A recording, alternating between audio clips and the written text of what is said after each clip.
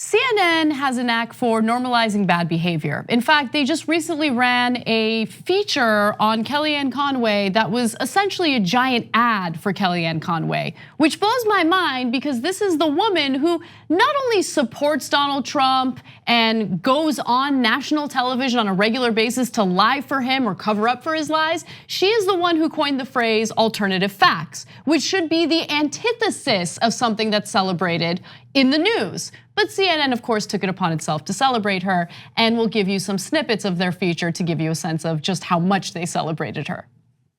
Up the road a bit, a blueberry farm where she worked during her childhood. This is known as the blueberry capital of the world. She won an award for being the fastest blueberry packer. I won world champion blueberry packer, and there was stiff competition. A blueberry princess? In a pageant, I made blueberry princess one year, many years ago. How big of a deal was that? Well, that's a big deal around here. Of course it was. Yay, I was a blueberry packer. Let's normalize bad behavior. Woohoo! Yeah. So look. No, hold on. I hear you, but we're all stuck in this weird situation where the bad guys in the movie have taken control, but it's not just that there's like a couple of, like in the movies, there's a couple of evil guys and their henchmen, right? In real life, there's a huge percentage of the country who supports the bad guys. Now it's easy for the CNN will say, oh, you guys are progressive, and of course you think they're bad guys and you're the good guys, I suppose. Yeah, but we are, right? And so what I mean by that is one side separates kids from their families, the other side doesn't. One side believes in science, the other side doesn't. One side lies nonstop, the other doesn't. One side says, hey, you know what? I'm gonna destroy the FBI if they dare to investigate me, and I'm gonna call all the people who might work with law enforcement rats, and and say maybe you shouldn't. I mean, I can go on and on. There are objective facts here. And so I know, because I used to be a Republican, and back then there was a lot of problems with the Republican Party, and the Strom Thurmonds and the Jesse Helms existed. But in the Northeast where I'm from, Tom Kean was governor of New Jersey. You could disagree with him, but he was a perfectly good guy. He wasn't evil, he wasn't a henchman, and we had disagreements about how much to regulate and how should we balance budgets, etc. We're not in those days anymore, but CNN wants to call everything even. So, and they want to appeal to the whole country. So they're gonna, hey, 35-40% of the country that loves these guys. Oh, she's a wonderful blueberry farmer. You want to do entertainment? Then by all means, please brand yourself as an entertainment network and stop pretending as if you do news, because this is a giant ad for someone who engages in bad behavior, deception, and apologetic behavior for bad behavior on a daily basis. And look, this is not HBO. Real life is not HBO. Do not, Tony Soprano, Kellyanne Conway, right? Like Tony Soprano, he's murdering people, but he loves his kids and he goes to therapy. Like, I don't want to know about her, personal life details that humanize her. I'm not interested, okay? I don't want to know about the gabagool in her life at all. and so, of course, they're going to say, but look, they are humans, and that gives you a more complete sense of the people. But look, I know I'm giving an extreme example here. I'm not comparing them to these. Let's go through the standard caveats, right? But if CNN existed, and I don't mean to just pick on CNN, although they did this. No, I mean one misstep after the other. It's like they're trying to, I don't know, they're like running a race over like which network could be the most egregious in their coverage of everything. Of appeasement of Donald Trump and the fabrications, etc. And Kellyanne Conway is the chief propagandist at this point for this administration. Okay, but when the Nazis were rising in Germany, I'm not talking about the end. I'm not saying Kellyanne Conway is gassing people. I'm just, for a second, if CNN and the rest of the mainstream media that exists today in America was in Germany at the time, I'm asking a legitimate question. How do you think they would have reacted? I think that they would have said, some people say this and Goebbels says that. Now that seems really offensive when I say that they would say that about Goebbels. But think about it. I mean, would they come out and say, hey, 40% of Germany thinks Goebbels is a great guy and Hitler is and Himmler is, etc. They do, they did. They didn't rise out of nowhere. They weren't 3% of the country. Hitler didn't win the election. He didn't win the popular vote, okay? Again, I'm not talking about what happened in the middle or the end of the rise of the Nazis. I'm talking about in the beginning, okay? And so would they have called it even because 40% of the Germans voted for him, and they would have said, "What? Look, you want me to say they're not human?" 40% of the Germans, and they won the election, think that they're great. They're not just human; they're great people. And so you don't want me to tell you that Goebbels is a real person who picked blueberries and won contests? I think that's what they would have done. 100%. I have no doubt about it. Let's go to the next video. After law school, then Kellyanne Fitzpatrick entered the man's world of Republican polling. I didn't know when I was being excluded because I had no idea that they were doing big projects or that 5 firms got to bid on something and I never did. But it happened. But it happened. A lot of young people today who voted for Clinton and Gore in In the mid-1990s, CNN hired her as the Republican Gen X analyst. They put me on TV and all of a sudden things changed for me because people, senators, members of Congress, candidates, business leaders were turning on CNN and listening. And all of a sudden I realized that if anybody was trying to throw logs in my path, they couldn't get past me speaking directly one-on-one. You're still doing that. I'm still doing that. Wow, you're such a great feminist. You're so great at what you do and lying to people when you're on cable news. Oh my God, you're awesome. CNN sucks. So your point of view is clear. Yeah. So I forgot. I'm not sure I ever knew actually, because I don't watch cable news that much. The CNN started Kellyanne Conway. She's right about that. She was a totally obscure. CNN picked her out of obscurity, gave her the spotlight, and created her. But if you think about it, they also, in a sense, created Donald Trump. Now, Trump was already incredibly famous. I'm not denying that. But they gave him, people talk about, oh my God, Hillary Clinton outraised Donald Trump, but Trump won anyway, so I guess money's not that important. That's totally wrong analysis. Washington Post actually had a terrific article about this, and they explained that, but Donald Trump had well over $1 billion more in free media, and that actually swamped Hillary Clinton's advantage in paid media. And who gave him that free media? Largely CNN. And they covered his empty podium very famously. So here we have people who are what appear to be bad actors for, I don't know why I'm saying appear to be, they are bad actors, and I'll give you facts to back that up in a second.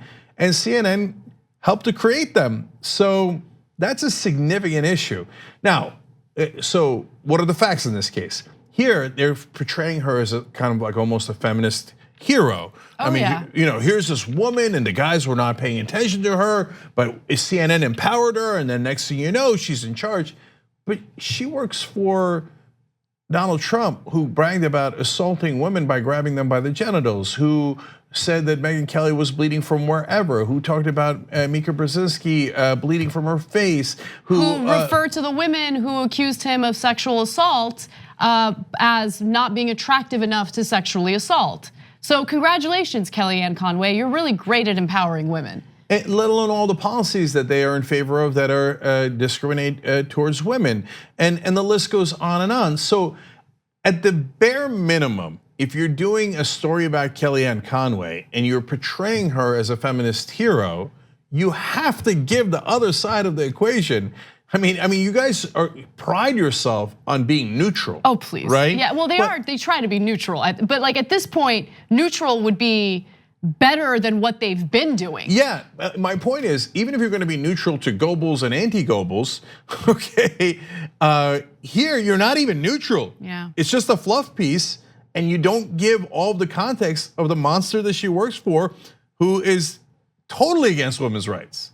It's definitely a fluff piece. There's no real journalistic value to it or news value to it. It's just like a lovely feature about her. And in fact, going back to this notion that she's empowering for women, I mean, there's a part of this fluff piece that focuses on how she inspires working moms. Take a look at this. This is a question that I've asked a lot of women, and when I do, I think to myself, and I'm interested to hear your perspective, why don't we ask men this question, which is, you have 4 children. But if I were sitting here talking to a man going, you have 4 children, how do you do it? They would be like, why would you ask me that question? So there is still, I think, a bit of a double standard. Having said that, we're moms. We're moms. It is such an inexplicable blessing to have these 4 children. And I also want to say to professional women, even those of you who don't like me or my job or the place I work, if you want to be a mother, be a mother. Don't let anybody tell you, well, you'll ruin your career or your schooling or it's not time or da da da. You know, when is it ever a good time to do something so transformative in your life? Remember, you have a field trip? Parenting is a challenge for any working mom in any situation, never mind someone in the public eye who stirs a lot of passion, both for and against her, which is why she likes to bring her kids here, where she grew up, pre-politics. No, you want to know who being a mother is really challenging for? All the moms out there who don't get paid maternity leave. All the mothers out there, mothers and fathers out there who can't afford childcare for their children. Okay, it's really difficult for them. Really hard for the family that earns minimum wage and literally can't afford a single 2-bedroom apartment anywhere in the country on that wage. It's really hard to be a parent when you have to deal with that. So like this notion, like, oh, it's especially hard for Kellyanne Conway. She's in the public eye. I mean, she's got all the resources in the world. I mean, she doesn't have to worry about money or anything like that. But it's really tough. You know, she's a mother of 4. It's challenging. But don't let anyone tell you not to be a parent. Okay, so look, let's keep it real. They need access to these people. Now, I don't think they need access. I think you just do journalism. You don't need to do a story about Kellyanne Conway that's like this. Disgusting. Yeah, well, okay, and so that's why they're not giving you the context that would make the story more accurate. So you say, oh, look at these wonderful kids. Well, okay, that's true. Those kids are hers, and I'm sure she's loving towards them. I don't doubt that at all. But then you would have to say that she supports a policy where we take away kids from their moms at the border. Yep. Now, they're also lovely kids, and those mothers also care. They don't have anywhere near the power Kellyanne Conway does. They don't have anywhere near the money that Kellyanne Conway does. And she supports policies that rips those kids away because, hey, the moms are powerless. So at a bare minimum, you've got to give that context. Now, to the point that Anna was making, Democrats are pushing for paid family leave up to 12 weeks. So, and they say that we can pay for that through a tax on, I believe on bankers, but on the wealthy overall. And you could say, hey, you know what, I'm wealthy and I don't want that tax, or I think that's terribly unfair to the wealthy. We shouldn't do that, we should pay for it another way, etc. But what the Republicans' proposal is, we're the only country in the world that does not do paid family leave, so you got to get right back into the mines if you're a mom. But the Republicans say, hey, you know what? We will give it to you, but only if we take if we give you 1 month of it, we're going to take away 2 months of it from your Social Security. That's right. So why don't we go ahead? You're going to borrow against yourself. And you're going to borrow against your own retirement just so you can be a parent, just so you can have kids. That's what they're proposing. And that proposal by the Republicans is clearly much harsher on moms. So now moms have to work so much more extra before they can retire, and it costs them a ton of money. You've got to give that context if you're doing this fluff piece about how much she loves her kids and loves being a mom. I like doing fun stories in the post-game show because I want to leave with a good mood, but I'm gonna leave in a bad mood if we keep talking about this. So let's just move on. I mean, it's just CNN at this point is hopeless. And I thought, hey, you know what? They're kind of changing course after the Sarah Uygur thing. She's no longer gonna have that editorial control. She's just gonna be a contributor. You know, then they misidentify those town hall participants and hide the fact that a lot of them were political operatives. Then they apologize for that, kind of. And I thought, okay, maybe they're learning, maybe they're not learning anything. They're so deeply corrupt and deeply obsessed with their own profit motives, with their own desires for access toward these people.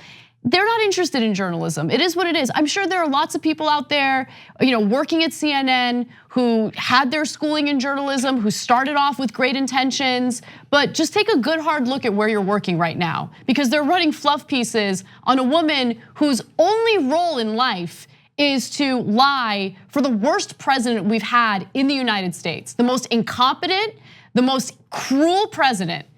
It is what it is. That's CNN. Congratulations. Look, I'm going to go back to Goebbels for a second, and then we'll switch to other fun topics that we normally do in the postgame. Again, I'm not comparing Kellyanne Conway to Goebbels. I'm gonna say that 28 times, okay? She has not killed the people that Goebbels helped to kill, et cetera, et cetera. I'm just saying that in any of those situations where a tyrant is rising, Mussolini, Pol Pot, and again, these are really bad guys, but I have to use examples like that. Are you positive that our mainstream media would have said these are tyrants and unacceptable and we're the watchdogs and we are not going to let them get away with it because what they're doing is wrong, they're discriminating against people, and that is going to lead to dangerous things? Come on, you know that they wouldn't have done that. You know they wouldn't have. They would say, oh, you don't know it's gonna lead to bad things. You don't know that, hey, they say discrimination, but maybe that just for them, discrimination is a different way of loving people. Whatever. Right? I mean, they wouldn't have called them out. You know they wouldn't have called them out. And that's deeply problematic. So, anyways, okay. Look, sometimes the story is important enough where we share it with everybody else, even though it's in the post game. But yes, we do extra stories in the post games, and usually we have a lot of fun. This one was obviously very serious, but tyt.com/join if you're watching this later. On the go, don't worry, we got you covered. You can still listen to TYT at our new podcast network. Find us on Apple Podcasts, the Google Play Store, or at tyt.com/podcast.